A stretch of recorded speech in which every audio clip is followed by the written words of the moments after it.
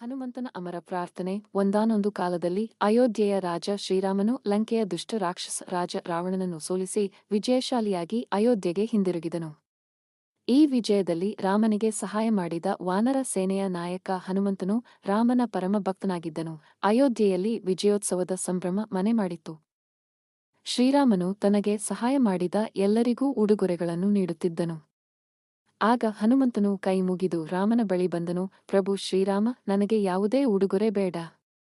ಆದರೆ ನನ್ನದೊಂದು ಚಿಕ್ಕ ಪ್ರಾರ್ಥನೆಯಿದೆ ಎಂದು ಹನುಮಂತನು ವಿನಯದಿಂದ ಹೇಳಿದನು. ಹೇಳು ಹನುಮಂತ, ನಿನಗೆ ಬೇಕಾದುದನ್ನು ಕೇಳುವ ಎಂದು ಶ್ರೀರಾಮನು ಪ್ರೀತಿಯಿಂದ ನುಡಿದನು. ಪ್ರಭು, ಈ ಭೂಮಿಯಲ್ಲಿ ರಾಮನ ಕತೆ ಇರುವವರೆಗೂ ನನ್ನ ಜೀವವು ಈ ದೇಹದಲ್ಲಿರಬೇಕು.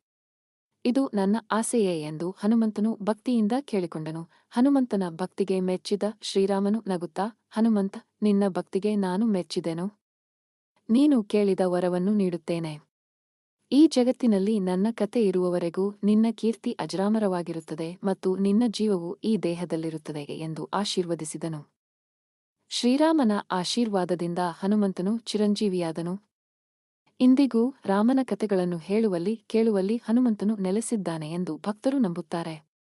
ಹನುಮಂತನ ಭಕ್ತಿ ಮತ್ತು ಶ್ರೀರಾಮನ ಕರುಣೆಯ ಈ ಕತೆ ಮಕ್ಕಳಿಗೆ ಭಕ್ತಿ, ನಂಬಿಕೆ ಮತ್ತು ಕೃತಜ್ಞತೆಯ ಮಹತ್ವವನ್ನು ತಿಳಿಸುತ್ತದೆ.